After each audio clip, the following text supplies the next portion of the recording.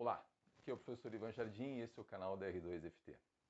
Nessa última semana, o Dr. Carlos Alberto von Millen me convidou para fazer uma live sobre o método R2FT, sobre o meu novo livro que eu lancei na Amazon. Foi uma live bem legal, onde vários pacientes participaram, vários colegas também me prestigiaram durante a execução da live. Foi bem legal. Vamos ao vídeo então.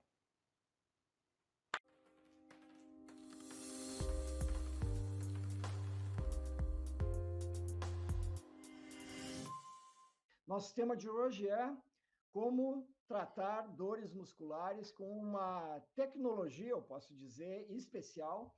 E, para tanto, eu tenho comigo um grande amigo de muitos anos, foi inclusive meu professor por muito tempo, meu personal trainer, que é o professor Ivan Jardim.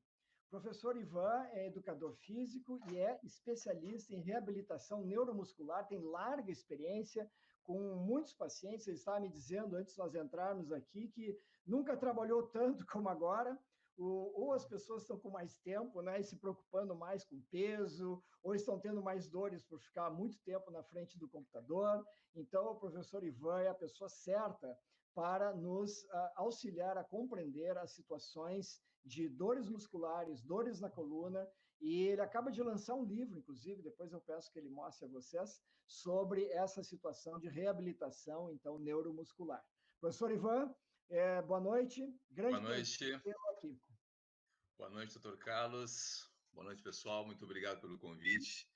Doutor Carlos, com seus maravilhosos esclarecimentos, o seu trabalho incansável durante o ano passado todo, né? Eu tenho acompanhado as suas lives, inclusive divulguei algumas das suas lives no meu canal da R2FT.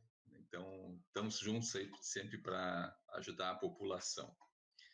E o assunto de hoje, né, dor muscular, né? Então, esse assunto sempre foi importante para mim, porque eu estou muito preocupado com a questão do atendimento do profissional da educação física. Uma coisa que sempre me deixou um pouco preocupado é a forma como tem sido levada a questão da dor nas academias, por exemplo. Dificilmente um colega se preocupa em tratar ou averiguar, avaliar se seu aluno está com alguma questão relativa à dor antes de colocá-lo ao treinamento.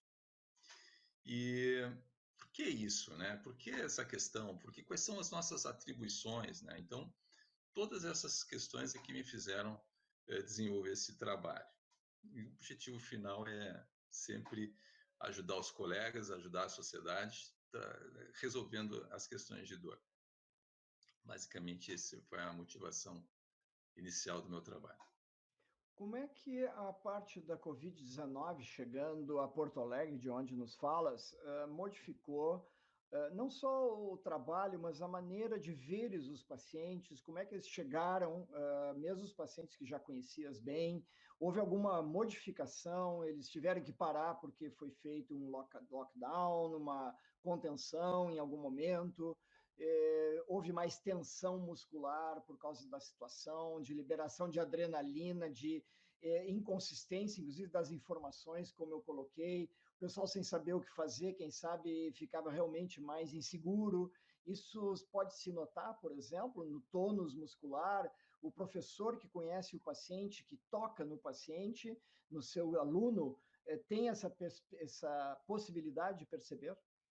Sim, doutor Carlos, isso acontece. Nos primeiros meses, de março até julho, as pessoas realmente se abstiveram totalmente de frequentar academia, clínica, estava tudo fechado mesmo, né? Então, a partir de julho, é que com a relativização do distanciamento e das regras, as pessoas começaram a retornar à atividade. Mas como eles passaram muito tempo parados, né? Isso teve um efeito terrível, danoso na saúde das pessoas, né? Então, muita dor nas costas é a principal queixa que a gente tem recebido aqui. Quando falas em dores nas costas, isso seria desde a região torácica, por exemplo, até a lombar, ou é só a região lombar, lá embaixo na coluna? A maior prevalência é dor lombar, mas também existe a dor torácica superior, aquela dor apical aqui, que é tipicamente um sintoma de disfunção ventilatória, né? Que as pessoas também acabam desenvolvendo consequentemente ao estresse. Mas a dor lombar é prevalente, isso porque ocorre um desequilíbrio muscular entre a musculatura flexora e a musculatura extensora.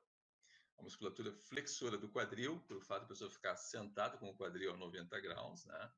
Essa musculatura fica contraturada, fica facilitada, como nós dizemos tecnicamente, inibindo a musculatura extensora do quadril, que são os glúteos. Então, com esse desequilíbrio muscular antero-posterior, é uma receita de bolo para ter dor nas costas. Eu vi que está tendo pelo menos duas tendências. Aqui nos Estados Unidos, o pessoal trabalhar de pé. As escrivaninhas agora não vêm mais com ajuste para poltronas, ao contrário, elas vêm com motorzinho e a gente ajusta a altura dela em relação ao solo, conforme a estatura ou como a pessoa se sente bem. Mas o pessoal trabalha de pé. As impressoras, por exemplo, nos escritórios, não estão mais do lado do computador, e sim lá no fundo do corredor, ou às vezes até no outro andar, né, por rede interna, obrigando as pessoas a se movimentarem. A segunda, eu gostaria que comentasse sobre isso. A segunda tendência que eu vejo é o pessoal dizer que não se deve sentar, e sim ficar no chão. Ou seja, sentar no chão, quem sabe seria a melhor expressão, que nós, desde as épocas mais primitivas, quem sabe até nas cavernas, é o que se fazia, e que nós estaríamos mais preparados para o chão do que para as poltronas e cadeiras. O que achas, professor? Eu acho uma excelente providência trabalhar de pé, porque sentar é a pior coisa que nós podemos fazer, é ficar sentado nessa posição aqui por longos períodos de tempo. Isso aqui é o pior problema que nós temos. Então, trabalhar de pé, eu já sugeri, assim, por exemplo, fazer uma mesa de reuniões em formato de prancha de surf. Né? Então, as pessoas ficariam de pé ao longo dessa prancha e, com certeza, a reunião vai ser bem mais célere do que ficar sentado, recostado, tomando um cafezinho. Né? Vai ser bem mais produtivo. A outra providência de trabalhar no chão sentado é algo desafiador, seria algo desafiador para a maioria da população adulta hoje, porque praticamente todo mundo tem disfunção no quadril, em déficit de rotação interna, déficit de rotação externa, e não conseguiria ficar sentado no chão confortavelmente. Os asiáticos, o senhor sabe muito bem, eles já têm isso adquirido, inculcado na sua cultura, que é ficar naquela posição de cócoras, né? Que é aqui no Ocidente a gente chama a posição de agachamento a fundo. Nos Estados Unidos é o chamado agachamento ATG, ass to the grass. Então, ass to the grass. O traseiro na grama. O traseiro na grama. A tradução literal é traseiro na grama. Pois então, essa posição de cócoras, ela é muito fisiológica, ela é muito funcional. Mas para a população caucasiana, que tem uma geometria de acetábulo da pelve mais anteriorizado, né, com um labrum também mais proeminente, essa posição às vezes é anatomicamente impossível para a maioria das nossas pessoas aqui. Mas que é os labrum, asiáticos... professor? O que é um labrum, professor? A articulação coxo-femoral, né, tem o acetábulo e onde o fêmur se encaixa, né? O labrum é o quadril.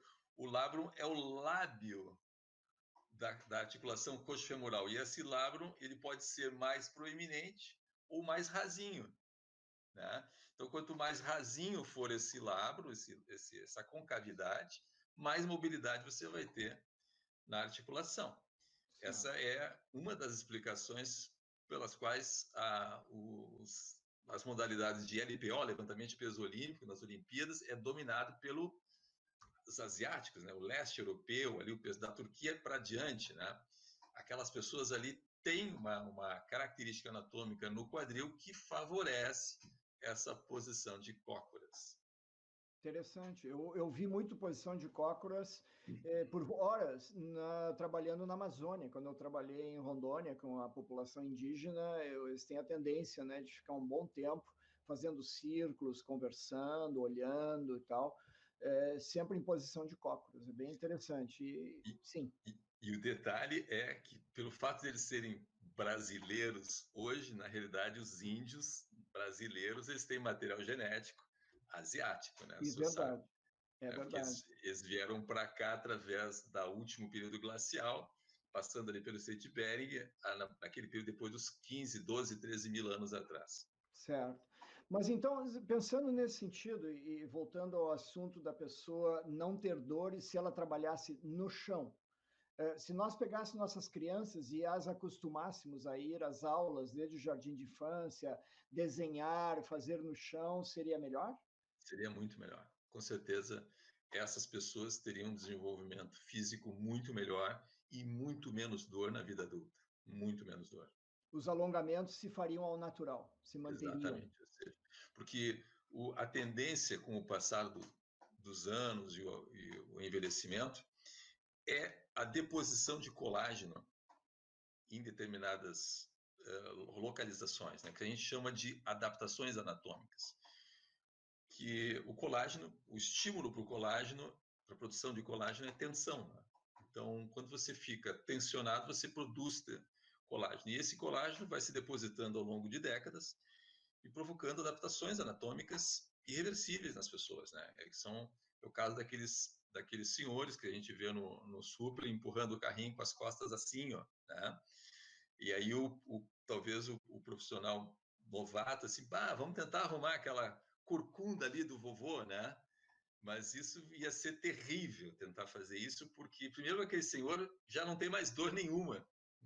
Ele tinha dor, mas agora ele já não tem mais disfunção, ele tem uma adaptação anatômica fruto dos anos que ele passou com disfunção. Essa é uma diferenciação importante, uma das primeiras diagnósticos diferenciais importantes que a gente tem que fazer antes de botar a mão num paciente. O que eu vejo também nesse pessoal que vai ao supermercado, e aqui nos Estados Unidos, é claro, não é diferente, né? A população é a mesma de idosos, são os passinhos, né? O passo é muito curto. E isso certamente por essas retrações que estás falando, principalmente de musculatura atrás das pernas. Então, seria muito importante já, quem sabe, deixarmos, professor Ivan, uma dica aqui inicial para quem está nos ouvindo de manter um alongamento importante na parte de pernas. Como é que se faria isso? Pois então, quando o senhor fala em alongamento, até me dá um arrepio aqui, Aqui né? eu falei, então. Porque alongamento é uma coisa assim que talvez seja a nossa mensagem mais importante aqui nesses momentos iniciais da nossa live, é a questão do alongamento. O público leigo, ele entende que o alongamento é sempre benéfico, sempre bom e inócuo, né? Então a gente vê as pessoas fazendo aqueles alongamentos para a parte anterior da coxa, antes de correr, depois de correr, para a parte posterior da coxa. Só que a verdade não é bem essa, doutor Carlos, a verdade não é bem essa. No nosso livro, no meu livro, nos meus cursos, eu ensino para os colegas o seguinte: alongamento, ele é uma intervenção de saúde que, para surtir o efeito terapêutico esperado, precisa primeiro ter uma indicação clínica específica para isso e precisa ser feito por um profissional especializado. Aquela situação que todos nós temos experiência nas academias, que são os profissionais pegando os seus alunos, levando para uma salinha de alongamento e fazendo alongamentos de forma agressiva, rápida e padronizada, aquilo é um equívoco técnico que eu gostaria de sepultar. Receita para o desastre, então. É receita para o desastre. Né? Por quê? A premissa é a seguinte: o aluno está com dor ou está com uma musculatura tensa, contraturada. Qual é o remédio para isso? Vamos alongar isso. Essa forma de pensar, ela está equivocada. O músculo ele pode ficar contraturado por duas razões, pelo menos. As duas razões ou ele está fraco, e pelo fato dele estar fraco, o sistema nervoso central recruta ele num modo de emergência, vamos dizer assim. O cérebro recruta de um modo de emergência, que é travando ele, porque ele não, como ele está fraco, ele não consegue, o sistema nervoso, as áreas de controle não conseguem modular a ação dele, então ele trava. Mas ele trava porque está fraco. Esse é um cenário. E o outro cenário seria um músculo que está perfeito do ponto de vista neurológico e trabalhou muito. Aí, então, o alongamento se aplica. Mas, se você for alongar um músculo que está fraco, que está inibido, você vai piorar a condição dele. Você não vai melhorar a situação. Até pode dar um alívio rápido, naquele momento, momentâneo, mas em seguida, o problema, a dor retorna. Então, a primeira coisa que tem que ser feita é um diagnóstico da situação. Para fazer um diagnóstico, você tem que fazer avaliações. E o nosso método consiste exatamente nisso, né? Fazer uma avaliação, chegar num diagnóstico para então poder fazer a intervenção cabível. Como é que é feito esse diagnóstico, então, professor? Por exemplo, vem uma pessoa, normalmente ela vai estar com dor, né? Digamos que esteja com dor ali na parte superior das nádegas, né? No meio, uma dor comum, assim, na altura dos quadrados lombares, aqueles músculos que ficam logo acima das nádegas. Qual é a primeira medida do professor Ivan quando essa pessoa chega na sua prática? Primeira avaliação, quando a pessoa vem para mim com uma dor lombar, diferentemente do que a pessoa imagina, quando ela vem deitar na maca, ela já vem de bruços, né? Diz assim, não, barriga para cima, barriguinha para cima. Eu vou testar os flexores do quadril, todos os flexores do quadril dela. Quem são os flexores do quadril? O psoas, o ilíaco, o reto femoral, tensor da face lata, pectine e adutor magno, porção proximal e anterior. Aí vocês vão dizer, mas como assim, professor? O flexores do quadril não é o psoas, o iliopsoas, como equivocadamente se chama esse músculo, que na verdade são dois, né? O ilíaco e o psoas. Eu digo, existe um conceito chamado, um modelo de anatomia chamado anatomia funcional, que é diferentemente da anatomia tradicional, ele considera que a função do músculo depende da orientação da carga em relação ao ângulo de penação das fibras musculares. Ou seja, depende da orientação da carga em relação ao músculo que está sendo trabalhado. Então, por exemplo, o psoas, ele é um flexor do quadril quando o quadril está já a 90 graus. Mas se você está com o quadril estendido e vai dar um passinho para frente e colocar a mão no tensor da face lata, que fica logo aqui em cima da coxa, o senhor vai sentir que o tensor da face lata vai entrar, que o reto femoral vai entrar, que o adutor magno vai entrar na porção proximal. Então, esse conceito é o conceito de anatomia funcional e é o que permite esse tratamento. Então, o que está se pensando é que a causa do problema pode não ser lá nas costas, e sim na frente. Exatamente. Normalmente, a causa da dor nas costas está nos flexores do quadril. Interessante. E no exame clínico, como é que a gente detecta isso? Através da reatividade. Você vai palpar esses músculos e vai examinar a reatividade, a dor que a pessoa sente ao exame. O músculo que está facilitado, normalmente ele vai ter muita dor quando for palpado. Então, por exemplo, nesse caso da dor nas costas, se a causa for os flexores do quadril, algum músculo ou todos os músculos flexores do quadril vão estar muito reativos. Mas, ao virar a pessoa em decúbito lateral ou decúbito ventral e examinar, por exemplo, o quadrado lombar e os glúteos, a pessoa também vai sentir dor, claro, vai ter dor lá também. Mas Então, aí vem aquela... A segunda etapa seria examinar de lado e examinar de barriga para baixo e aí palpar em pontos de dor. Uhum. Exatamente. O diferencial desse método é esse, ou seja, nós não vamos fazer uma intervenção pontual, nós vamos fazer uma avaliação global daquela região ali. Então, por exemplo, se é dor no quadril, ou dor lombar, ou dor na virilha, eu vou avaliar tudo, do joelho até o diafragma. Vou olhar tudo, na frente, dos lados, atrás, eu vou olhar tudo, porque existe um conceito de anatomia funcional chamado tensigridade, tensigrity, que, para exemplificar, vamos imaginar um dodecaedro, ou seja, um paralelepípedo com 12 faces, 12 faces. E as faces desse dodecaedro são interligadas por palitinhos. E esses palitinhos são conectados uns aos outros através de elásticos. Nesse modelo, os ossos são os palitinhos. E os tecidos moles, músculo, tendão, ligamento, são as borrachas, os elásticos. O que acontece nesse dodecaedro se a gente deformar ele de um lado?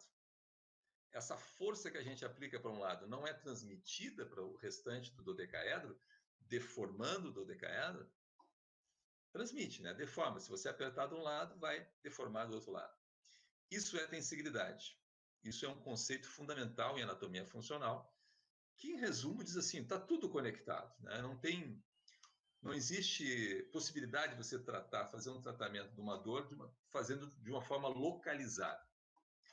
A única maneira que o tratamento localizado funciona é quando essa dor tem uma origem traumática, né? O sujeito teve uma fratura, teve um acidente ou uma hérnia de disco recente. Então, ele precisa fazer fisioterapia clássica, não reabilitação. Essa é a grande diferença. Pelo menos no primeiro momento, fazer a avaliação médica, fisioterapia e depois partir para a reabilitação com o educador físico. Isso porque o que fica depois que a cicatriz se instala, né? Por exemplo, uma hérnia de disco, né? Você tem ou uma protusão discal, um abaloamento do disco, né? Recente. Isso causa um caos no organismo da pessoa pela dor que isso deflagra, né? E essa dor, ela facilita, ela contrai certos músculos, inibe outros músculos.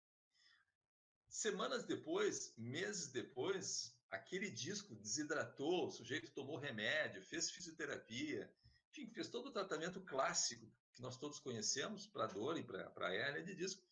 E a hérnia ou a protusão discal é controlada. Mas aquele quadro neurológico de facilitação, de contratura e inibição que foi resultado da lesão, aquilo permanece. Vai permanecer para sempre, a menos que alguém intervenha e restaure o equilíbrio muscular. Muito bem. Adoro música africana, pergunta o seguinte: boa noite, neste momento estou com muitas dores no fundo da minha coluna, o que faço? Avaliação, né, professor? Como nós vemos conversando até agora. Alguma orientação em especial a ela? Ela deve começar por onde? Ela vai no médico, ela pode ir no fisioterapeuta, ela pode ir no educador físico? Qual seria uma sequência ela tem que fazer o périplo convencional. A pessoa está com dor, vai no médico. Aí o médico vai solicitar os exames de imagem, certo? No caso da dor, nas costas, dor na coluna, ou no fundo da coluna, como ela disse, provavelmente o médico vai pedir uma lombosacra, uma ressonância lombosacra. Aí vem a etapa do diagnóstico. E essa é uma parte complicada, delicada do processo. Ainda no médico, o médico vai olhar a imagem e vai dizer assim, você tem realmente algumas discopatias aqui, o disco está desidratado, você tem um abaloamento, tem uma hérnia de disco, mas isso aqui não me parece que foi agora, isso parece que você tem já há bastante tempo. Essa é uma situação muito comum de encontrar, ou seja, os exames de imagem são difíceis de correlacionar com o quadro clínico da pessoa. Mas tudo bem, sai dali com uma prescrição de remédio, um anti-inflamatório, um analgésico, e vai fazer as sessões de fisioterapia. Faz as sessões de fisioterapia e melhora, porque tomou o remédio, fez a fisioterapia e melhora. O problema é quando volta o quadro. Pô, mas eu me tratei, o quadro voltou? Como é que é isso? Como é que se explica isso? E a pessoa faz outro ciclo. Volta ao médico, volta fisioterapia, e algumas pessoas ficam indefinidamente nesse ciclo. Isso porque ninguém se ligou com o fato de que essa pessoa pode ter músculos que não estão funcionando e que estão gerando o quadro de dor. Não é mais não é mais a dor que ela apresenta, não é mais relacionada àquela patologia estrutural, àquela lesão que ela tinha. É uma sequela neurológica. Interessante. A Maria Josélia diz que se sentar no chão é preciso chamar o guindaste para se levantar. É um E problema. agora, professor, o que nós dizemos para Maria Josélia? É um problema, é um problema. Isso não tem. Parece uma coisa tão simples, né? Sentar no chão, mas para qualquer pessoa de meia idade para cima, é uma prova olímpica sentar-se e sair do chão. É extremamente difícil. Não tem receita de bolo para tratar isso aí. Cada caso vai ser um caso. Agora, é muito importante começar os trabalhos de reabilitação por conceitos como este, por exemplo. Fazer a pessoa sentar no chão e sair, se levantar. Existem, inclusive, testes e estudos feitos aqui por pesquisadores aqui no Brasil que correlacionam a taxa de mortalidade das pessoas com a capacidade que elas têm de sentar no chão e levantar sem o apoio das mãos. Verdade, eu li isso. Conheço esse estudo. Fantástico. Professor Ivan, eu estou tentando me manter nessa aí. Por enquanto, eu consigo levantar ainda. São coisas simples, né? Não. São coisas simples. Um outro conceito que eu gostaria de deixar aqui para os ouvintes, para o senhor também, é o poder das pequenas ações da educação física. Porque a maioria das pessoas, os leigos acham, né, vêm os jovens nas academias e pensam assim, bom, se eu não posso ir na academia 3 vezes por semana, 3 horas por semana, não vale a pena, não vou fazer nada. Não é essa a verdade, gente, não é essa a verdade. Eu faço pouquíssima atividade, minha atividade física é 20, 30 minutos. Eu não tenho mais ido à academia, tenho feito na minha área lá embaixo, pegando sol ao ar livre, sem máscara, sem roupa, só com calção, pegando sol, vitamina D e exercícios com o corpo, peso corporal. Essa é em 20, 30 minutos. Caminhar, são pequenas ações, todo dia é o que faz a diferença. Excelente. A Terezinha Santos diz que quando anda 500 metros sente dor e formigamento nas pernas e pés e no calcanhar. Se nós imaginarmos que isso aqui não seja uma lesão neurológica, por exemplo, uma neuropatia, e for algo muscular, de panturrilhas, eventualmente da musculatura anterior das pernas, são os tibiais anteriores, nós teríamos como dizer algo para a Terezinha? Terezinha, a primeira coisa claro, eu não conheço a Terezinha, não estou vendo ela, mas a primeira coisa, essa palavra que ela usou, formigamento, é uma coisa que levanta uma bandeira amarela, assim, né? Primeira coisa, eu pergunto se essa pessoa fuma ou fumou, né? Vamos ver o estado que se encontra a perna dela, se não está com edema, para ver se não tem se não tem alguma outra complicação venosa, né, associada nisso aí, né? Então, eu penso no exercício da mesma forma como o médico pensa, né, da mesma forma como o médico pensa. Nós temos que excluir as hipóteses piores, né? No caso dela, nós temos que ver a questão se tem um problema venoso nesse quadro aí. E segundo, esse formigamento, se não é relativo a um problema venoso, pode ser relativo a uma hérnia de disco.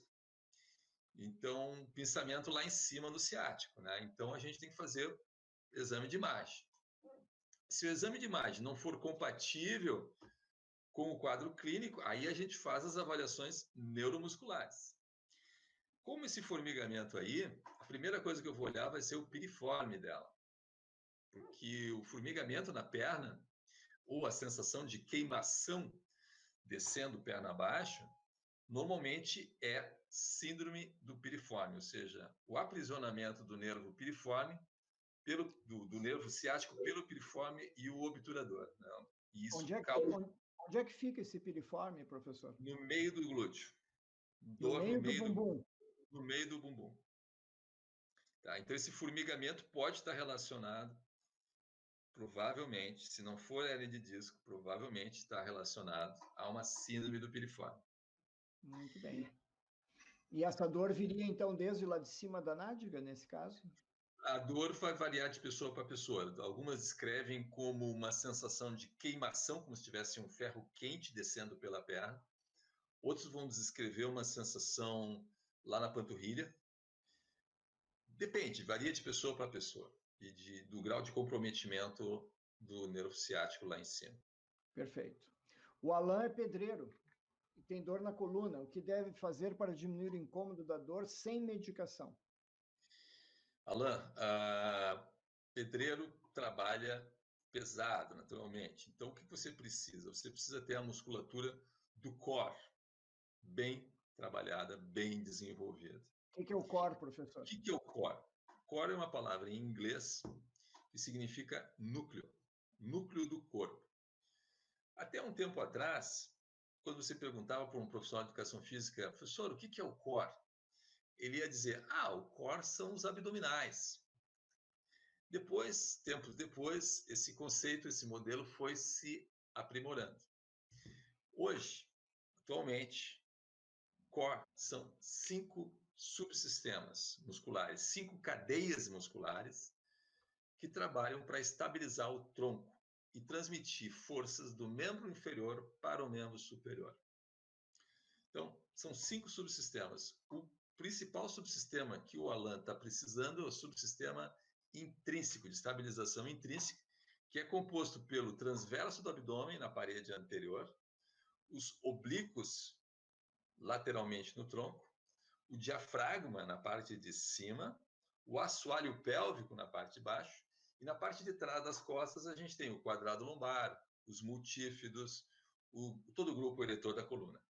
Então, esses músculos, quando eles se contraem de forma sincronizada e preventivamente a aplicação da carga, ou seja, antes de você segurar a carga, esses músculos estabilizam a coluna porque aumentam a pressão intraabdominal, colando a coluna na abdominal. Essa é a ação do subsistema de estabilização intrínseca, que é o que o Alan precisa trabalhar. Agora, detalhe. Sim, ele tem como trabalhar isso sozinho, de alguma maneira, ou ele tem que primeiro ser visto por um profissional?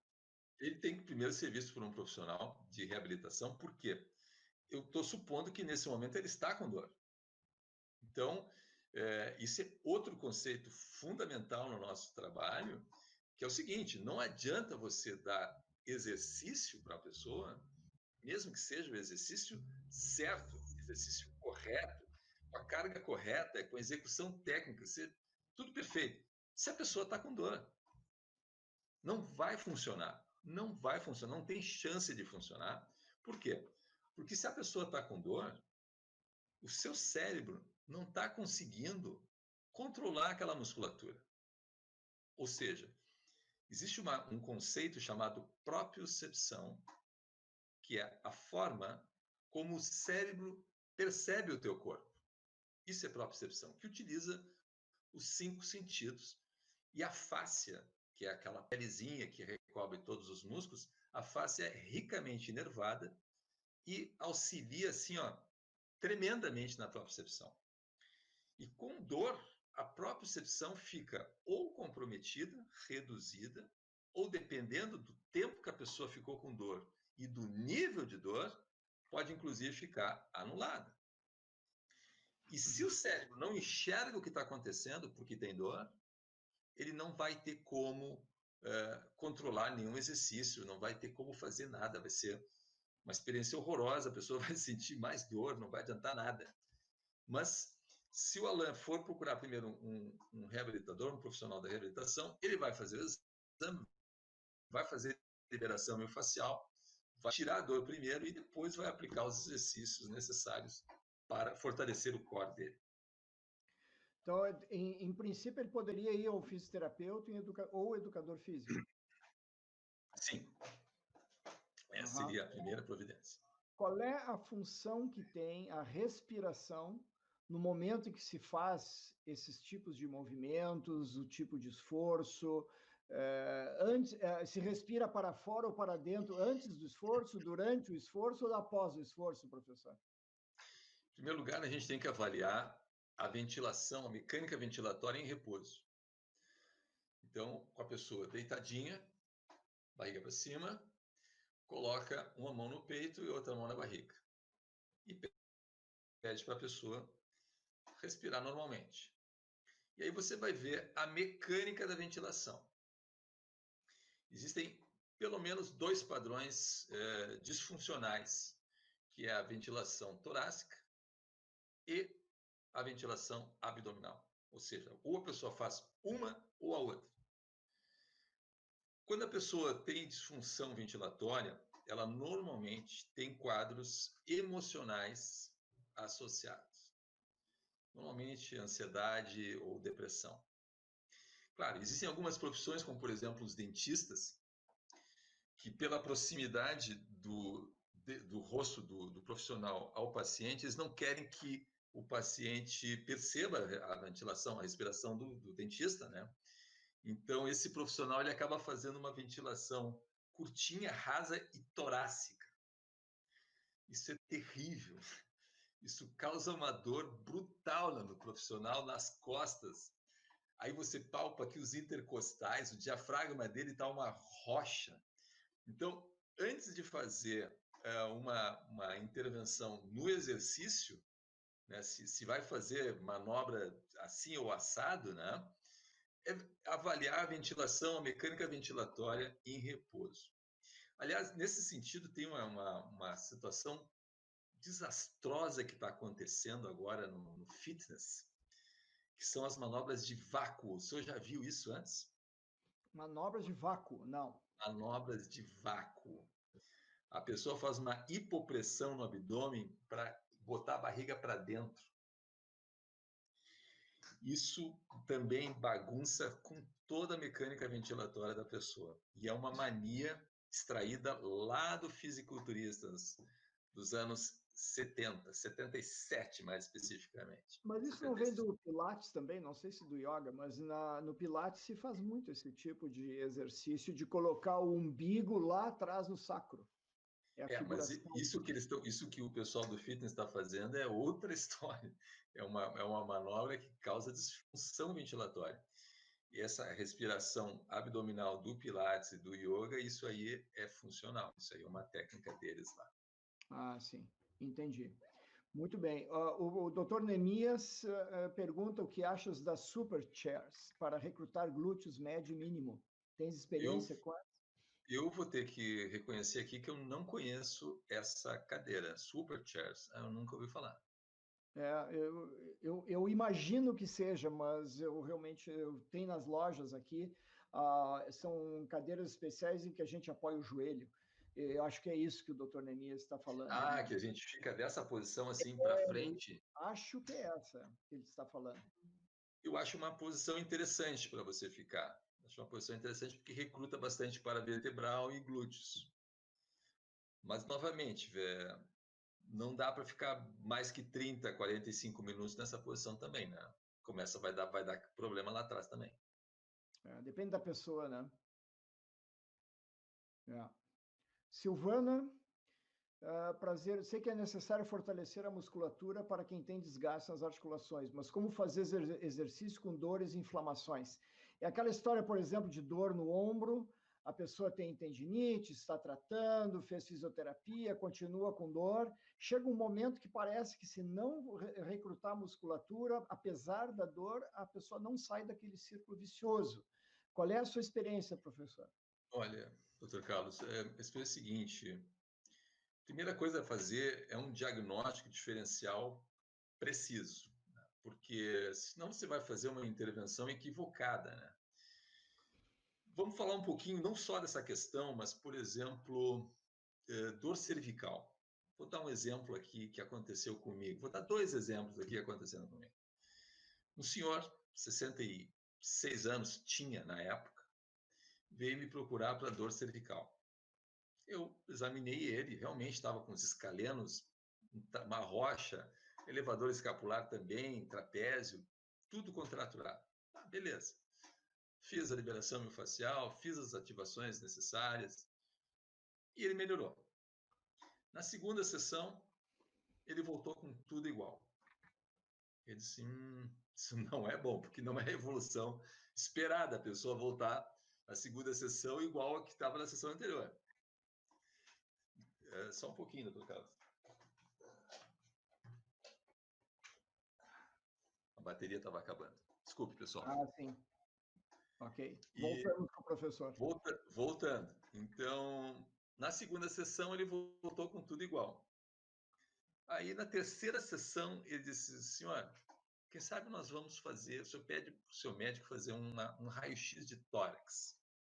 Porque me chamou a atenção naquele paciente uma tosse produtiva, persistente. Eu perguntei para ele assim, mas fulano, e essa tosse aí? Ah, pois é, eu fumava. E quando ele disse que fumava e com aquela tosse, eu disse, E de fato, né, ele fez o raio-x de tórax e aqui que apareceu uma bola de tênis em cima do pulmão aqui.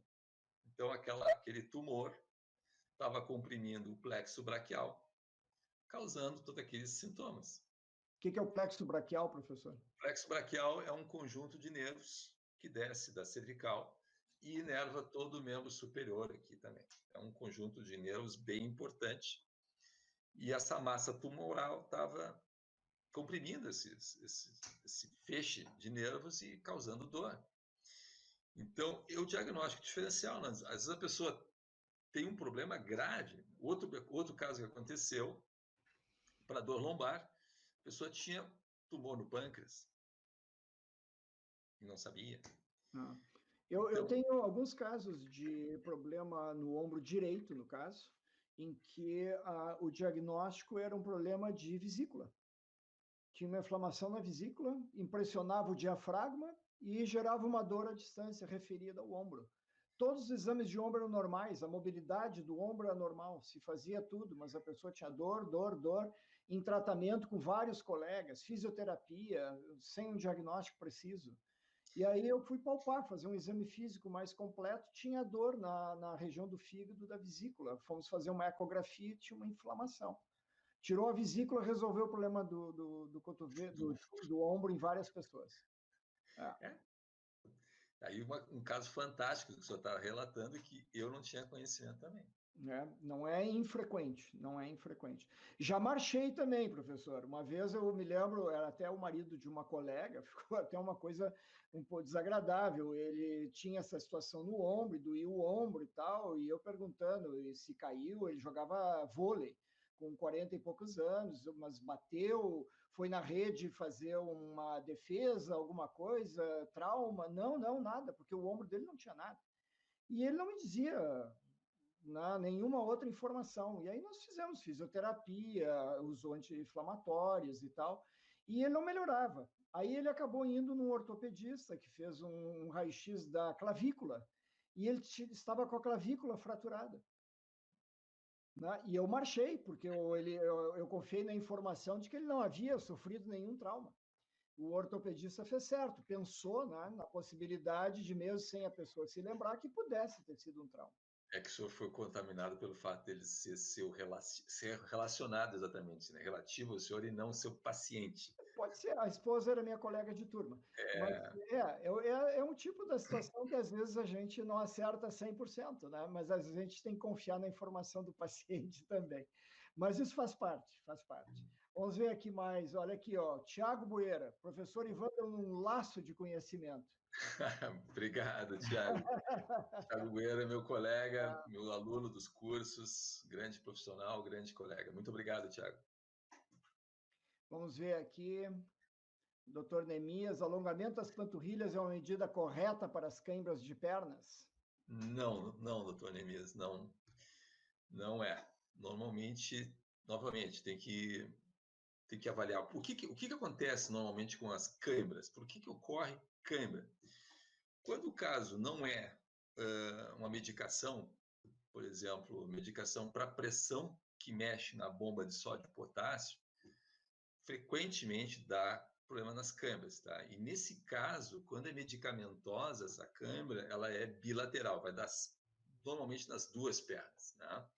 Agora, quando a câimbra é só num membro, o que a gente desconfia? É fraqueza daquele músculo ali, porque a câimbra é uma resposta do organismo a uma demanda excessiva que aquele músculo está recebendo. E se a câimbra ocorre porque o músculo está fraco, ao alongar o músculo, a gente não vai estar ajudando em nada, pelo contrário, você vai estar tendo um efeito deletério. Então, tem que fazer esse diagnósticozinho diferencial aí, é fundamental. Arnaldo diz que foi diagnosticado com reumatismo. Sente muitas dores nos joelhos, nos tornozelos e na coluna. Além do tratamento medicamentoso, digamos que o Arnaldo tenha um desgaste e que tenha uma artrose e precise realmente fazer um trabalho muscular. Alguma indicação específica, professor?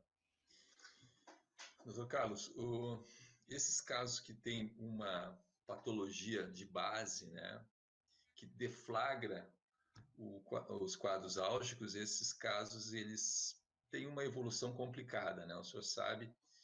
E nós, na educação física, no máximo vamos ajudar a pessoa para mitigar um pouco os sintomas.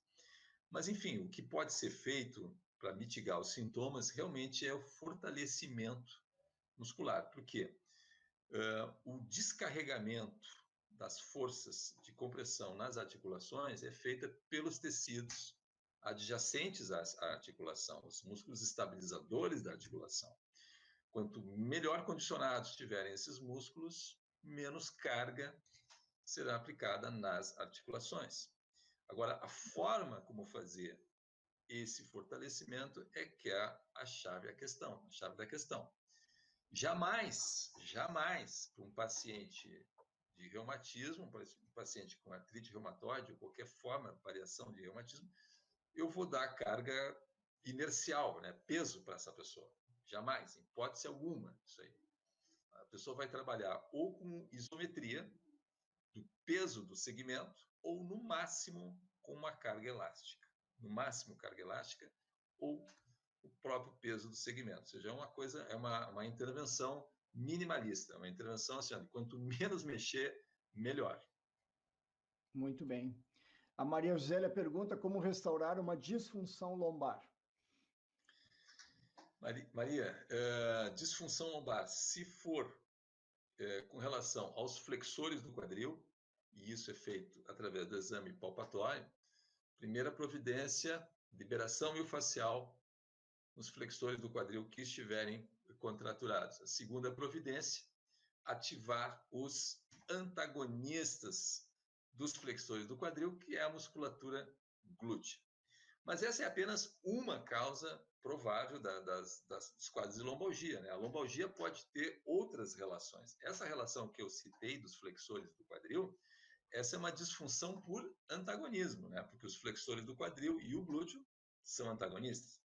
Mas um quadro de lombalgia também pode se instalar por relação de sinergia, ou seja, o lombar, o quadrado lombar, aquela musculatura paravertebral ali, ela pode estar sendo submetida a uma sobrecarga mecânica porque a parte superior dos eretores da coluna estão inibidos, estão enfraquecidos. Essa é outra hipótese. A outra hipótese é que os músculos do quadrado lombar estão sendo sobrecarregados em função da cadeia do glúteo para baixo. Então, não tem receita de bolo nesse negócio. Cada caso é um caso diferente. Nós estamos enfatizando aqui muito, como vocês estão vendo, o professor Ivan é muito claro nesse sentido, que o diagnóstico vem primeiro, vem antes do tratamento.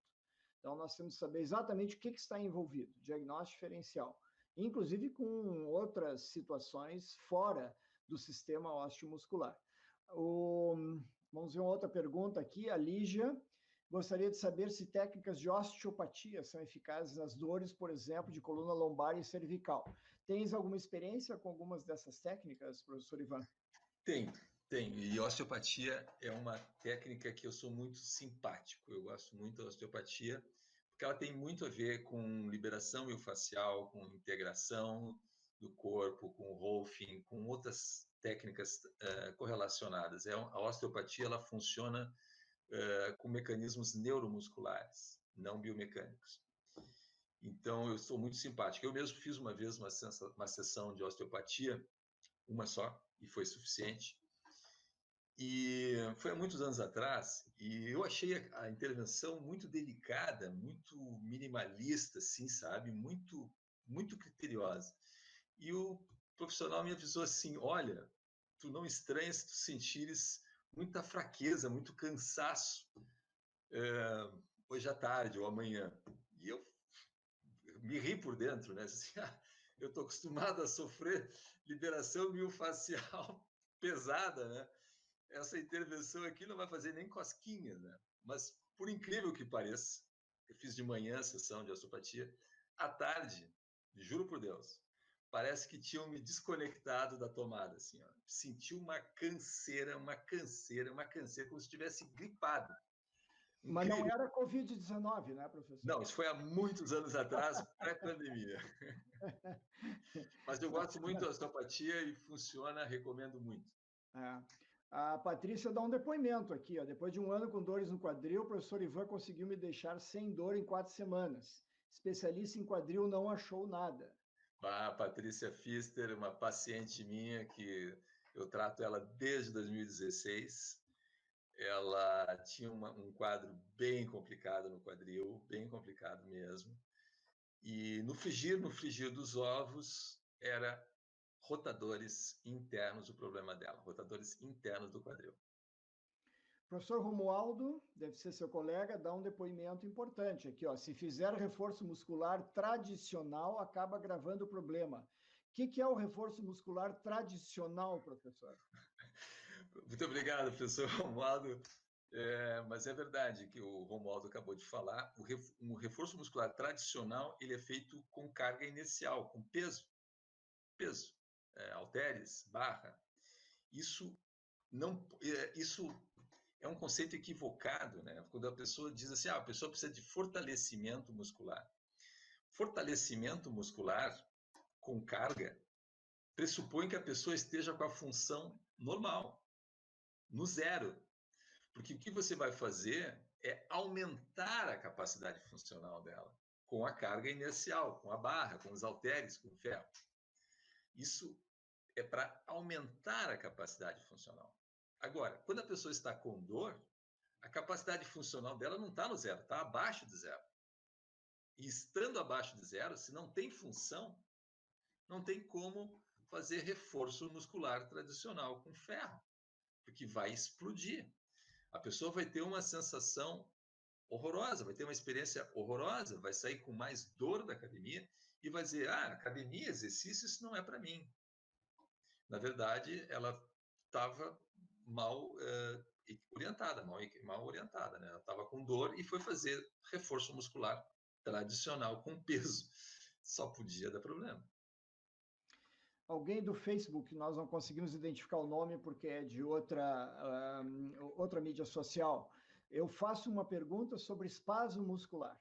Espasmos musculares, o que são, professor? O que ele acende de luz amarela? Um paciente que está com os músculos contraturados em espasmo, quem sabe com câimbras até. A câimbra é um espasmo no grau máximo, né? A câimbra pode chegar a um nível de tetania, né? Mas o espasmo muscular... Tetania, o que é, professor? É uma contração muscular máxima, assim, é o máximo que o músculo consegue contraturar e não tem como liberar aquilo ali, é uma situação bem complicada. Mas tirando essa situação, o espasmo muscular nada mais é do que um músculo contraturado ou, tecnicamente falando, facilitado. Essa situação ela se instala por desequilíbrio muscular. Vamos fazer um exemplo que é muito, muito comum. Aquela dor interescapular no meio das costas que pode dar, na maioria das vezes, torcicolo. A pessoa fica com o pescoço duro.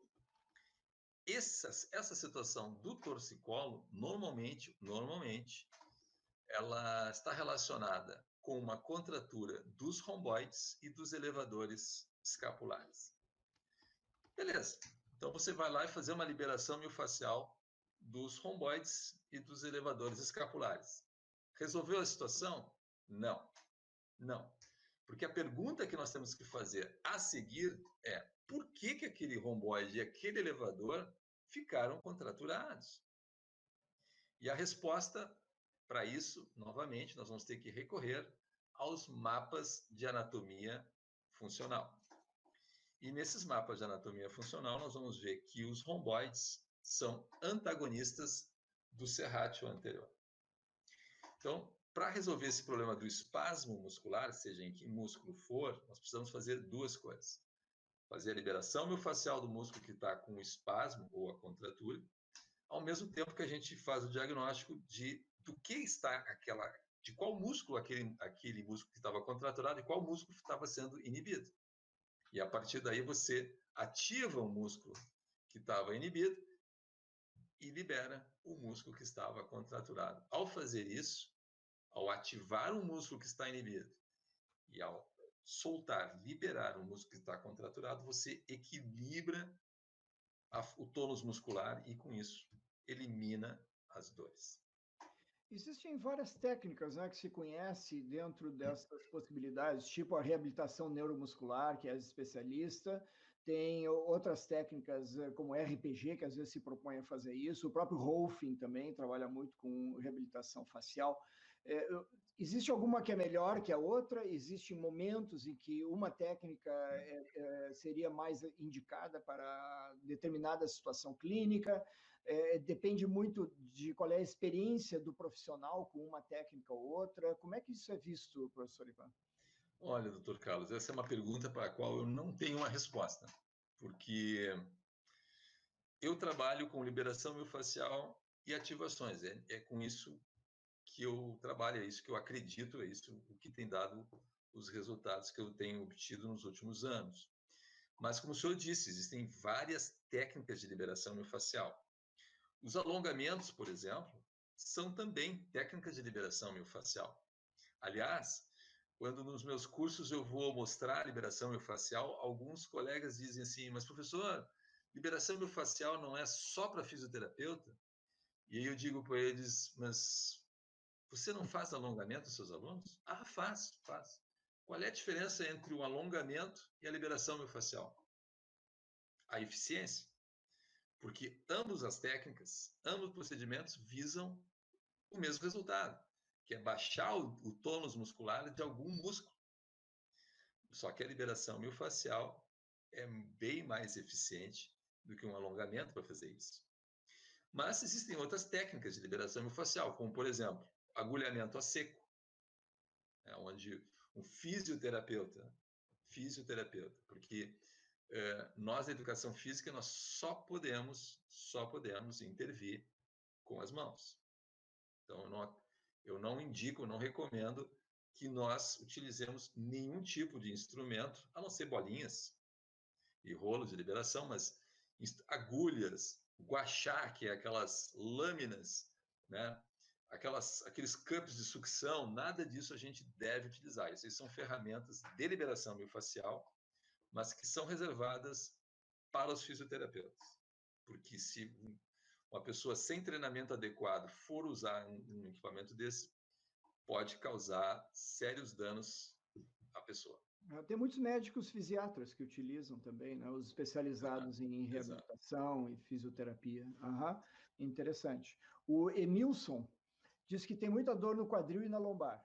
Aí ele foi lá e fez uma ressonância magnética e deu espondilodiscoartrose lombar inferior. Traduzindo, ele tem uma artrose, um desgaste na região da coluna lombar lá embaixo. Como tratar? Além da medicação, professor, digamos que ele esteja tratado, ele está melhorando da dor, mas ele continua com aquele processo ali, provavelmente a musculatura reagindo a um ponto, um foco inflamatório localizado ou uma disfunção mecânica ali naquela área. A primeira providência, num caso desses, é verificar se ele está com um processo inflamatório agudo ativo neste momento. Nessa hipótese, se ele tiver com um processo inflamatório agudo, não há como fazer intervenção de reabilitação, intervenção cinesiológica através de movimento. Porque onde você colocar movimento em cima de um processo inflamatório agudo, vai explodir a situação vai sair de controle. Então, primeira coisa é saber se existe ou não esse processo inflamatório, está ativo, se está agudo ou não. Se estiver agudo, anti-inflamatório, fisioterapia clássica. Agora, supondo que isso seja um quadro antigo, que a pessoa já está com esse quadro cronificado, tá? Nessa hipótese, eu vou avaliar a mobilidade do quadril dele. Provavelmente, essa pessoa está com o quadril travado. E o quadril travado é por quê? Por causa dos rotadores internos e ou os rotadores externos que vão estar tudo facilitados, travando. Então, liberação miofascial nesses caras todos, que é uma trabalheira medonha, e depois fazer a ativação da musculatura antagonista que foi liberada. Essa aqui, professor, eu vou pegar, porque é uma situação que eu tenho um vídeo aqui no canal do YouTube, Dr. von Miller. Minha mãe sofre de neuropatia pós-herpética, que é uma inflamação continuada do nervo após o episódio agudo do cobreiro, do herpes zoster. Ela reclama muito, depois de 3 anos não teve melhora. Existe tratamento? Sim, existe tratamento, Elisa, e eu peço que deis uma olhada inicialmente neste vídeo específico aqui no canal sobre neuropatia pós-herpética, sobre o herpes zoster, falo dos remédios que existem, e se necessário, é claro, tem-se que buscar ou o neurologista, porque é um problema neurológico, ou então médicos da dor, que podem fazer esse tratamento e acertar as doses de medicação. Nós temos aqui o colega, é um ortopedista, ó, o Golum, acho que é o nome dele, não sei, ou é o bichinho aqui que ele botou na imagem. O professor Ivan falou de um curso sobre seu método, ele poderia dar mais informações. Sou ortopedista, trabalho com pacientes com dor crônica. Nós temos um livro e um curso, né, professor? Poderia nos dar informação sobre isso? Então, eu trabalho já há muito tempo com esse processo e faz pouco tempo que eu me dei conta que a minha abordagem é uma abordagem peculiar minha, que eu desenvolvi ao longo dos anos. Existem vários profissionais excelentes que todos nós possuímos linhas convergentes de trabalho, né? Comungamos dos mesmos princípios, com pequenas variações nos métodos. De modo que eu chamei o meu método de R2FT, que é o método que eu tenho na minha empresa, que essa empresa é uma empresa para dar cursos para os colegas. E desde 2018 nós estamos fazendo esse trabalho. O ano passado, com a pandemia, infelizmente não foi possível trabalhar, mas agora em março a gente vai retomar. Quem quiser acompanhar, basta acompanhar nas mídias sociais, que é o @Rehab2FT. Rehab2FT. Depois, na descrição do vídeo, a gente coloca o link para minhas páginas. Ótimo, se puderes me passar, depois eu deixo na descrição do link aqui, do vídeo, né? E o link fica ali, o pessoal clica e vai direto. Muito ótimo, muito excelente. A Soraya diz, fortalecer musculatura lombar, interrogado. Muitas dores, sou nova, só tenho 48 anos. Aqui, de novo, né, Soraya, depende do diagnóstico. O professor comentou isso várias vezes. Queres comentar algo, professor Ivan? Soraya, primeira pergunta, 48 anos, você já é mãe? Como é que foi o parto? É parto ou cesárea? Porque existe uma questão muito importante na reabilitação, que são as cicatrizes. As cicatrizes, elas provocam perda na sinalização aferente, ou seja, para o cérebro, da propriocepção daquela região. Então, é muito comum nas pessoas, nas mulheres que tiveram filhos por cesárea, apresentarem dor lombar e dor cervical. A dor cervical também está relacionada com aquela cicatriz lá embaixo. Então, o tratamento consiste em fazer a liberação miofascial do tecido cicatricial e a ativação do trilho sinergista dele. E depois do antagonista também, mas fundamentalmente dos abdominais. Muito bom. A Serenela diz que esclareceu muito e consolou por usar as mesmas palavras que tem usado escrevendo sintomas, mas que os médicos que me atendem têm ignorado. Eu queria dizer para a Serenela que eu tenho um vídeo aqui no canal também, Serenela, sobre como fazer consulta com médicos. Porque às vezes os médicos são pessoas difíceis, né? A gente tem que reconhecer. E não é sempre que eles ouvem os pacientes, ou tem tempo, ou não estão num bom dia, etc. Então, para objetivar a consulta, eu resolvi fazer um vídeo. E vocês podem, inclusive, checar, aí está no canal Dr. von Millen do YouTube. E eu gostaria, então, de deixar esse recado, porque com certeza vai facilitar a comunicação com o médico e tem várias dicas ali de como se portar. Vamos ver se nós temos alguma outra pergunta aqui interessante. A Maria José, a pessoa tem osteoporose, pode fazer reforço muscular? Vai para a academia e entra num grupo lá com mais 20 pessoas a fazer trabalho físico? Não. Esse é um problema que nós temos, Maria Josélia, aqui, que é o seguinte: quando a pessoa vai para uma academia, o profissional que vai te atender lá, normalmente ele vai pensar que tu quer fazer hipertrofia. Hipertrofia não quer dizer reforço muscular. Hipertrofia simplesmente significa que o músculo vai ficar maior. E o leigo acredita que o músculo ficando maior ganha mais função, mas isso não é verdade. Não é verdade. Para alguém com osteoporose, fazer alguma coisa inadequada pode representar um certo risco. Então, esse tipo de paciente eu inicio um reforço muscular em isometria. Isometria, fazer pranchas e muitas pranchas para fortalecer a musculatura de uma forma muito suave, de uma forma muito fisiológica. Porque a chance de você ter um problema, dependendo do grau de osteoporose, é grande. É grande. Por exemplo, eu sei de casos de senhoras que fraturaram a coluna ao se virar na cama, né? Então, depende da tua idade, depende do grau de osteoporose. É osteoporose ou é osteopenia, né? Já tá no período pós-menstrual, já não está mais menstruando, enfim, todas as coisas influenciam no metabolismo do cálcio, né? E é muito complicado isso, muito complicado. Muito bem, nós temos aqui uma dúvida do Dr. Neemias. Dr. Neemias participando bastante, como sempre, e com ótimas perguntas. O que achas do Tai Chi Chuan? Acho excelente trabalho para todo mundo, né? Mas principalmente para a população da terceira idade, porque trabalha sempre de pé, com os joelhos flexionados, e a pessoa faz aqueles movimentos suaves e deslocando o centro de gravidade. Então, com isso, ela adquire equilíbrio, adquire propriocepção, percepção do corpo no espaço, se deslocando no espaço.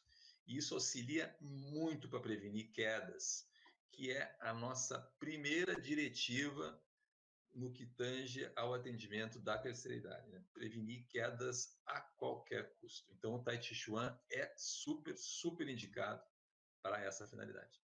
Chegaste a fazer alguma vez? Tentaste algumas aulas, professor? Não, eu tenho muita vontade de experimentar, mas ainda não surgiu uma oportunidade, mas eu ainda vou. Estás longe da idade ainda, né? Não, mas eu gosto muito, eu gosto muito da forma como os chineses encaram a atividade física, né? Porque, por exemplo, o chinês não precisa de personal trainer, né? Os chineses, eles fazem ginástica o tempo inteiro na rua, nas praças, né? Eles têm eles têm uma noção da importância do movimento fantástica, né? Eu estive em Hong Kong faz agora 2 anos, fui dar um curso lá e o pessoal me levou a passear um pouco na cidade, é claro. E a qualquer hora do dia as praças estão tomadas por pequenos grupos fazendo Tai Chi Chuan. É muito interessante. E o pessoal se mantém muito bem, para o equilíbrio principalmente, essa sensibilidade proprioceptiva, como falaste um tempo atrás, né? Eu acho que seria muito, muito bom. Existe, por exemplo, em Porto Alegre, onde moras, onde resides, vês aí professores se oferecendo ou nas praças? É raro. Havia um professor que trabalhava no Parcão, mas ele era um professor já de mais idade e sumiu. Não vi mais ele lá. Então, agora eu não sei quem está trabalhando com Tai Chi Chuan aqui em Porto Alegre A atualmente. academia, em geral, é um mau caminho para a reabilitação musculoesquelética? Na maioria das vezes é, Neemias. Na maioria das vezes é. Para reabilitação é difícil. É difícil. Quando a pessoa entra numa academia, o pressuposto é: tu quer hipertrofia, tu quer ficar bombado, tu quer ficar marombado. E não é por aí que funciona a reabilitação, né? A reabilitação é restaurar a função dos músculos. Então, isso exige um trabalho meticuloso para fazer isso. A Vânia pergunta se a pessoa que trabalha em pé e sente muita dor atrás do joelho, o que deve se fazer? Digamos que a Vânia seja balconista, por exemplo. Tem que ver, Vânia, a questão, primeiro que eu viria, a questão do peso.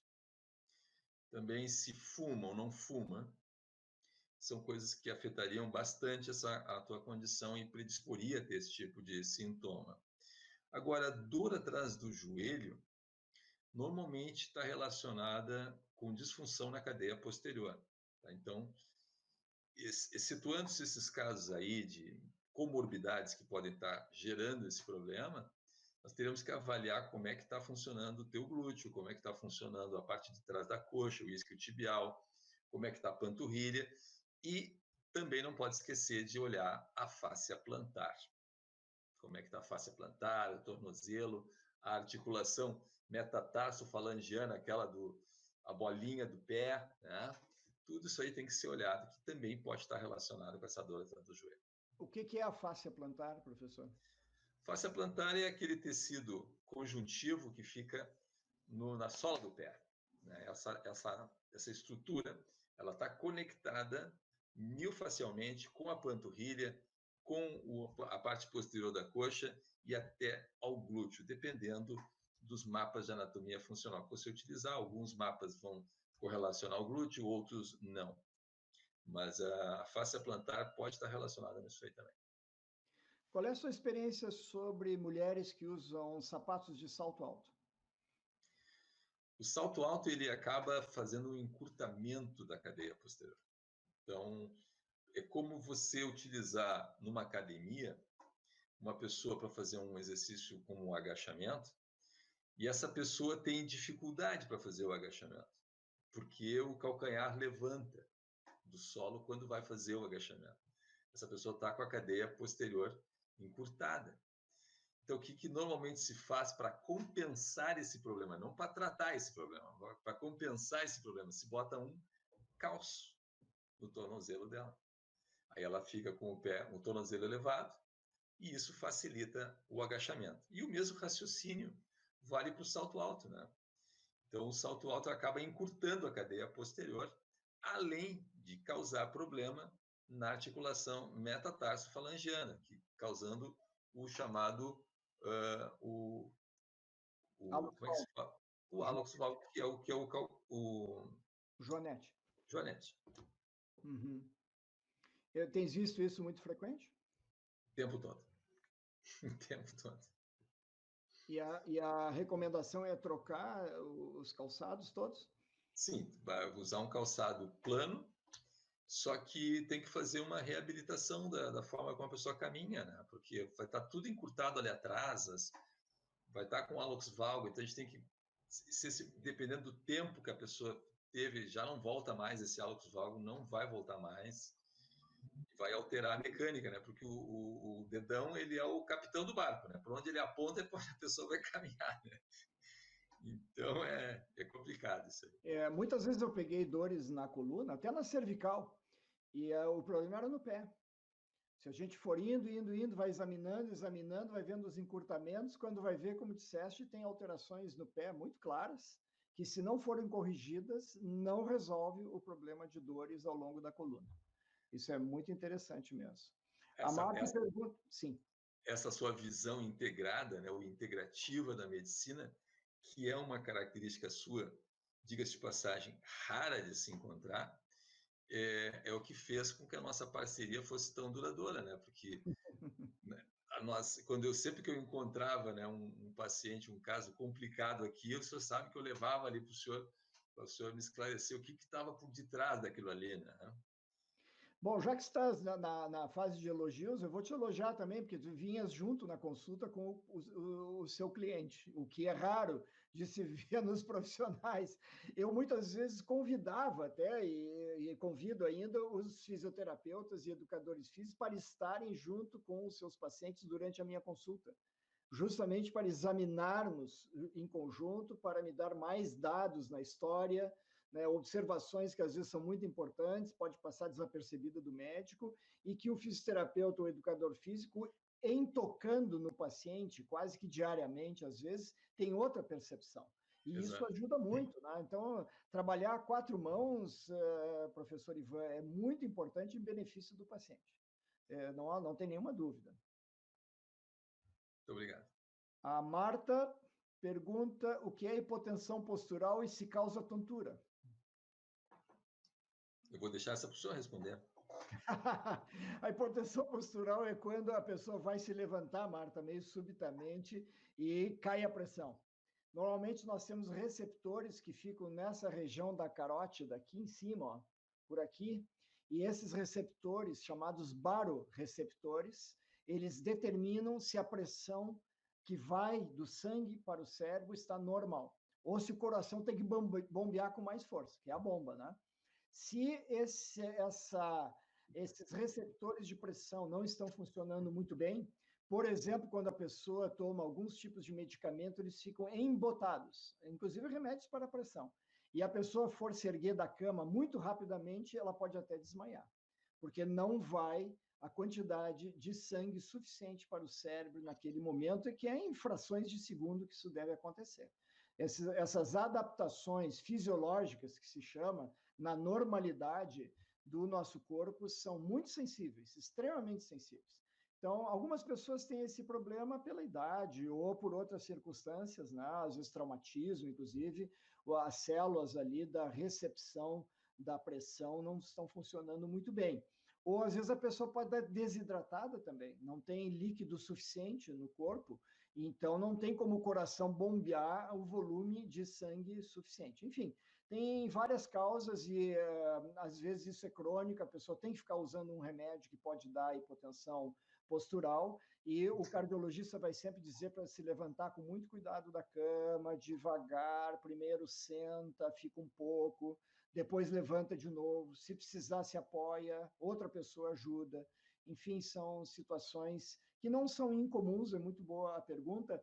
Eu mesmo tive, professor Ivan, acho que uma ou duas vezes, quando eu fazia aqueles interval trainings, os treinamentos de intervalo, às vezes eu não tinha tempo em casa, cedo, 7 da manhã, de nem tomar algum líquido, eu chegava no meio do meu treinamento, eu começava a tontear, né? E realmente me sentia mal.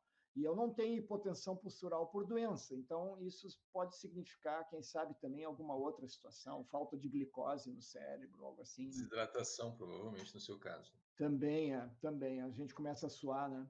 É verdade. Tens visto isso nos seus alunos ou cuidas muito para não acontecer?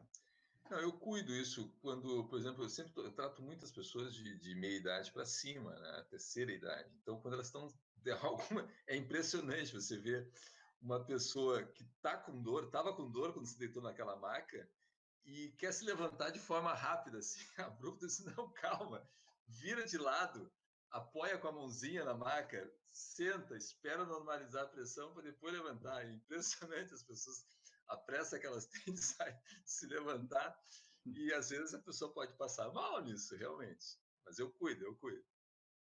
O Emilson disse que o professor está absolutamente correto. O quadril está travado e praticamente não tenho nenhuma mobilidade nele. O professor Ivan já fez um diagnóstico à distância aí, perfeito. A telemedicina e a teleeducação física começa a funcionar, né, professor Ivan? Está Excelente. funcionando, está É, funcionando. O João diz que nas restrições pela pandemia, qual é a orientação básica para sobrevivência física? Muito bom esse termo, João. E não menos a mental. O doutor João Osório é um psiquiatra grande, amigo meu, também já foi meu paciente, já fez prótese de quadril. E realmente, João, a sobrevivência física e mental. Física é se mexer todo dia, todo dia, todo dia. E mental, ocupação, né? Ter objetivos e ter rotina. Tem um livro fantástico que é do Shackleton. O senhor conhece o livro do Shackleton? Que foi a primeira expedição feita no Polo Sul, se não me engano. Li todo ele 2 vezes, professor. É fantástico. Esse é um livro, é uma lição de vida, né? Porque o senhor imagina, tá em 1900, quando é que foi o ano ali? 1800, 1908, 1900, uma coisinha assim. Do século XIX para o XX, provavelmente. Né? Isso aí. E você está num barco à vela, trancado no Polo Sul, não consegue sair de lá, o teu barco é esmagado pela placa de gelo e ninguém morreu. Todo mundo sobreviveu àquele incidente. E a lição que se tem disso aí é que a rotina de vida, né, os exercícios e a rotina de vida, de trabalho, é o que salvaram aquela tripulação. Uma atitude mental de liderança também, com certeza. Isso aí. Então, rotina, manter-se fisicamente ativo e preso à sua rotina de trabalho. Dentro da sobrevivência física mínima, o que seria, professor? Por exemplo, se eu fizer atividades de casa como uma rotina de limpeza do quintal, isso já vale como atividade física ou eu preciso levar meu cachorro 3 vezes por dia a passear meia hora cada vez? Bom, no ano passado, recentemente, foi feita uma reavaliação dessa questão da quantidade mínima de exercícios que a pessoa precisa fazer ao longo da semana. Anteriormente, a recomendação era de 150 minutos de atividade moderada e agora passou para 300 minutos de atividade moderada. É complicado fazer 300 minutos, né? Já 150 minutos é muito fácil, né? São 20 minutos de atividade todo dia, né? E jardinagem, lavar, arrumar a casa, subir uma escada, tudo isso conta nesses 20 minutos de atividade, né? Então, é isso, é o poder das pequenas ações, né? Não é preciso você frequentar uma academia, não é preciso você se esfalfar numa esteira durante 1 hora, nada, não precisa isso, mas caminhar todo dia, pelo menos 10 minutos, 15 minutos, é fundamental para o sistema imunológico. Muito bom. Eu, por exemplo, tenho esses reloginhos aqui que marcam frequência cardíaca e passos. E eu marquei para 12 mil passos por dia. Devo confessar que eu não consigo chegar sempre a 12 mil. Eu chego a 9.800, 10 mil, que era o mínimo uma época. Depois me mandaram aumentar, né? Pela literatura me mandou aumentar. 10 mil passos por dia, para fazer 10 mil passos por dia, o cara tem que se dedicar a isso aí. 10 mil passos por dia é complicado. E agora, nesse período de pandemia, pô, é comum a gente não fazer 1.000 passos por dia, né? É que, na verdade, eu tenho uma racionalização muito boa para isso. Eu me dou aqui para os ouvintes e para o pessoal do canal, no sentido de bem informá-los. E, para tanto, eu preciso ficar sentado muito. É um autossacrifício. É um autossacrifício. Só que o relógio não gosta, professor. O relógio, daqui a pouco, começa a vibrar loucamente, me dizendo assim, como é, cara? Não vai levantar daí. Ainda bem que só tem esse amigo aí, para lembrar. Né? Professor Ivan, excelente live. Nós estamos com 1 hora e 45 minutos quase. Nós não nos demos conta, né? Parece que foi 10 minutos. Exato. Nós vamos ter que, daqui a pouco, fazer outra mais adiante. Eu agradeço muito a presença dos ouvintes, agradeço demais as perguntas. Foi extremamente ilustrativo. Tenho certeza que o pessoal agora ficou com uma visão mais abrangente, mais clara, concreta, das necessidades de diagnóstico para se chegar ao bom tratamento e bons resultados. O professor Ivan fica à disposição, então eu vi que um de vocês colocou aí o link do R2FT, né? mas eu vou deixar aqui, o professor Ivan ficou de me mandar, deixo na descrição da live. E, professor Ivan, muito obrigado pela sua disposição, desculpe de tirar seu tempo da família, mas eu tenho certeza que ajudamos muitas pessoas hoje aqui ao vivo e depois também, quando o vídeo ficar, então, arquivado no canal à disposição de todos. Deixem o seu like se vocês gostaram aí. Deixem comentários, é importante para o algoritmo do YouTube que os comentários sejam feitos depois do vídeo estar arquivado, e isso faz com que mais pessoas possam ver e usufruir. Professor Ivan, microfone aberto para a sua despedida. Muito obrigado pelo convite, muito obrigado aos colegas que participaram, muito obrigado a todos os ouvintes, e não há por que eu achar que me privou de alguma coisa. O nosso trabalho é a nossa missão, que é ajudar a sociedade a ter uma qualidade de vida melhor. Muito obrigado a todos. Excelente. Pessoal, segunda-feira, 21 horas, nossa live habitual sobre Covid-19. Dessa feita, faremos um pouco mais cedo, depois eu anuncio, porque nós teremos um convidado especial, uma deputada do Parlamento Europeu, que vai nos falar, ele é especialista em desinformação e fake news na Covid-19. Um tema extremamente importante, e custei para achar alguém que conversasse sobre isso com propriedade, mas eu tenho certeza que será uma live muito interessante. Um grande abraço a todos, aproveite o final de semana da melhor maneira possível, cuidem-se, mesmo com vacina, nós vamos continuar usando máscara, mantendo as medidas de distanciamento e higiene, porque nós vamos custar meses até termos uma imunidade de rebanho pelas vacinas. Grande abraço a todos e muito obrigado. Muito obrigado a todos.